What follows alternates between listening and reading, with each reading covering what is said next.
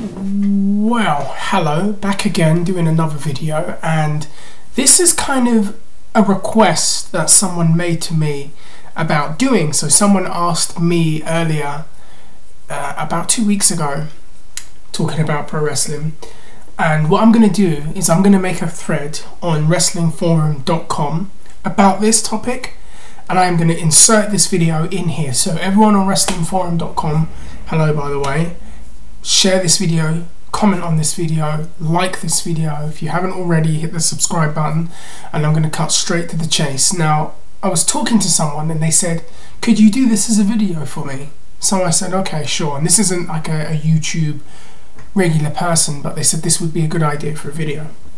Now, what I'm going to talk about, we need to go way back to a time when there was three main promotions in America: the WWF, WCW, and the ECW promotion.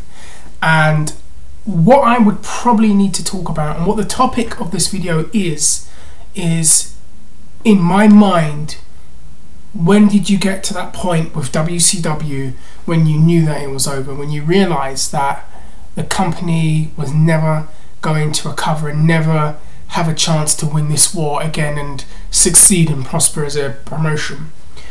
And I know that a lot of people have different views on this. Now, I'm not talking, and I want to exclude certain things, I'm not talking about the day that Eric Bischoff couldn't buy the company, though some people might want to say that.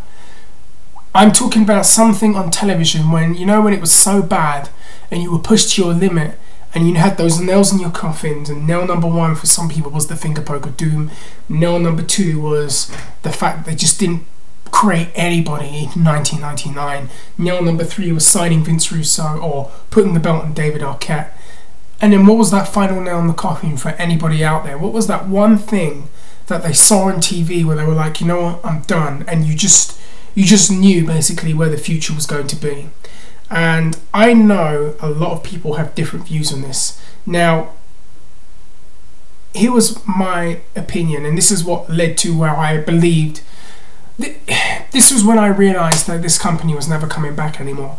And it's a lot like, you know, when you're with that girlfriend, or if you're a female watching it, that boyfriend, and it just keeps going to shit, and you keep sticking around because you have a bit of hope that it's going to last.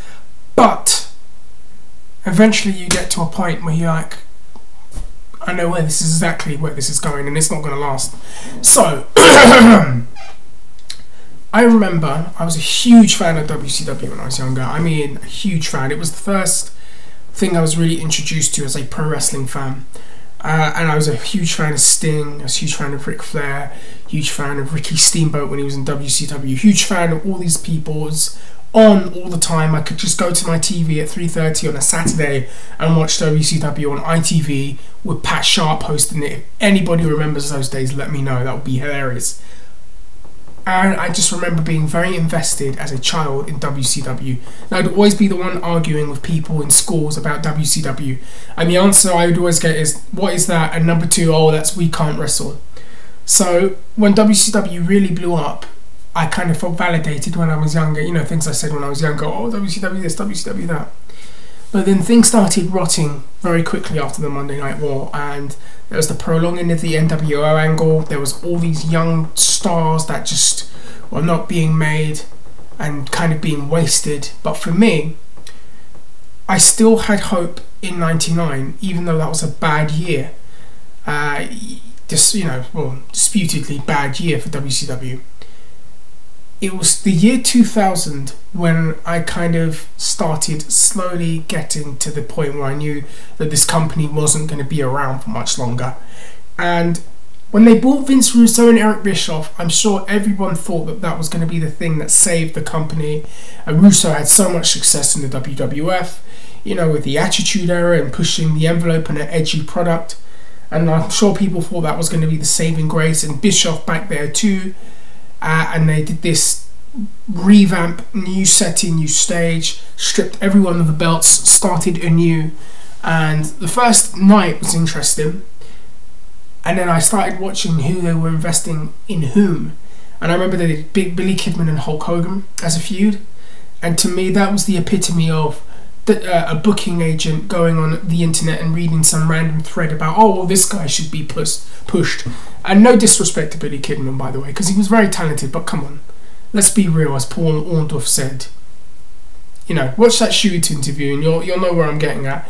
Listen, just on that note, Kidman was not that guy. If it was somebody else like a Scott Steiner doing that promo on Hogan, I think it would have worked. Billy Kidman should not have been and had no place being in a feud with Hulk Hogan, period. Then you had the David Arquette winning the WCW belt, which was a complete joke.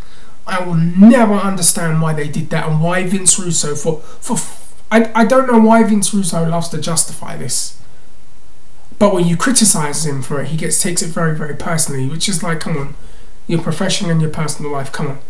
They're criticising what you did professionally. I bet you I know who that is, Mr. GTR. He's probably calling me right now. But, well, fast forward, I always felt that there was one thing, one star, one character that if they revamped him and pushed him in the interim, and in the interim while he was having that run, built some new stars and built some new scenarios and did some new innovative ideas, that the company could be seen as profitable again. And I always believed that Goldberg was the key to them surviving creatively and keeping it edgy. And many a times you would watch WCW and you'd see Hogan, Nash, Sting, Flair, and then you'd switch to WWF and you'd see these younger, far more cutting edge, far more appealing guys like The Rock, Triple H, Steve Austin, Mick Foley, even though he was on his last legs, Undertaker, Kane, the Hardys, Edge and Christian. The list is endless. But I always felt that there was one of those guys in WCW that compared to them, and that was Goldberg. And they built him up, they made him a star, they kept it simple, and yeah, it is that easy to make a star. He was mega over and drew a lot of money. Look, was he the best in-ring worker? Did he tell the best stories? Doubtful. But to be honest, does anyone really know what that really means? I mean, I'm so tired of, oh, this match told a great story. Listen, did he draw money? Was he a big star? He was a huge star, and he had a lot of charisma, and he had a lot of intensity, and it looked real, and unfortunately a lot of the time it was real. But I always felt, after he lost the belt the first time and they ended the streak, that a second title run could be just as valuable, because fans are going to really want it more. And I always felt that they failed to follow through on that, but they still had hope when he was injured and he was off, and then Russo and Bishop will book him, and they had the Millionaires Club and they had the New Blood, and New Blood couldn't win one fucking match, by the way, and they brought Goldberg back and he sided with the Millionaires Club, and everybody was somewhat pumped and excited. He even had a return feud with Tank Abbott, of all people. And I thought to myself, make Scott Steiner the lead heel on New Blood, put the belt on him, let Goldberg eventually chase to him, and then at Starrcade you have a pay-per-view with two mammoth monsters, and it could be huge.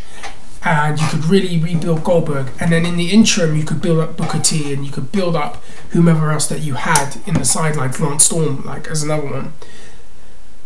And I never forget, a few weeks before Great American Bash, there was talk of a big angle planned for the pay-per-view, and it looked like it was the culmination of this New Blood Millionaires Club feud that flopped very badly, by the way. And I remember Bischoff did some interview on Thunder talking about the big surprise that is going to shock the world and change the face of WCW and change the course of sports entertainment, and there's nothing that you, Mike Tenay, and nothing that anyone in this company or Vince McMahon can do to stop us. And you're thinking, alright, well, what is this? This has got to be something really, really big. I'm thinking, what could it be? What could it be? And I remember the Thunder after that, they did an angle where Goldberg was like arrested or escorted out of the building, so he had to kind of break in. And when he came in, he got this loud ovation, helped Kevin Nash and people, and Hollywood Hogan was becoming Hollywood Hogan again. And it looked like, you know, I wonder what it could be. What could it be? Could it be the NWA? NWA. The New World Order reforming for the 100th time? I hope not. Anyways, Great American Bash. Boring pay-per-view. Like a snooze fest. You have Chris Kanyon, who gets thrown off a building a month ago, miraculously recover. I mean, listen, you want to talk about Super Cena. I mean, Super Cena could, I mean, there's not even get aside. Kanyon gets thrown off a building the month before and is back diamond cutting Dallas Page. It made no sense to do that. Sting and Vampiro feuded. That was a boring match. Hogan destroyed Kidman for the 100th time. And we get to the main event and you're thinking, okay, what is this big surprise? What is it? Nash, Jarrett, lots of people interfering in the match. Russo, Bischoff, the Filthy Animals, Disco Inferno. Everyone getting involved. Everyone getting involved. And Goldberg's music hits and he comes out. Big ovation, loud reaction. Everyone's like, Goldberg's going to be the equalizer, get them out. Nash is going to win the belt. Goldberg comes marching out. Sizes up Jeff Jarrett like he's going to spear him. Turns over, spears Kevin Nash. The big spoiler, or the big, surprise, the thing that's going to change the world of wrestling is that they're going to turn Goldberg heel. And I'll never forget people throwing rubbish in the ring, but not because of heat, but because they thought it was a bad idea. And I'll never forget the sight of Goldberg turning heel, shaking hands with Bischoff and Russo and celebrating with them as he turned on Kevin Nash. And I bet, this is just my belief, I bet in the way that those two think, Russo and Bischoff, oh well, it worked with Hulk Hogan. It worked with Hulk Hogan. He turned heel and it revitalized him and changed the fortunes of WCW, and it did all of these things. And it did work with Hulk Hogan, but you need to remember two things, or a few things. Number one, the WCW audience hadn't wanted Hogan in the way that you would have expected. Number two, you had a hot angle with Kevin Nash and Scott Hall being these invaders, and he was the perfect third man to be in that group at a time when there was a lot of momentum in favour of WCW and the NWO storyline. That was not one of those times. The New Blood had no momentum. Turning Goldberg heel was a terrible idea, and I'll never forget the feeling when he turned and I was watching it on TV, feeling to myself, that was your one chance of survival, and you've killed that. You've killed your one chance of survival. And right there I thought, I don't see WCW ever coming back from this. And they tried. Believe me, they tried. They put Booker T in that role and tried to push Booker T, and bless him, he was one of the few guys that took pride in his work. Scott Steiner was another one that they tried with him.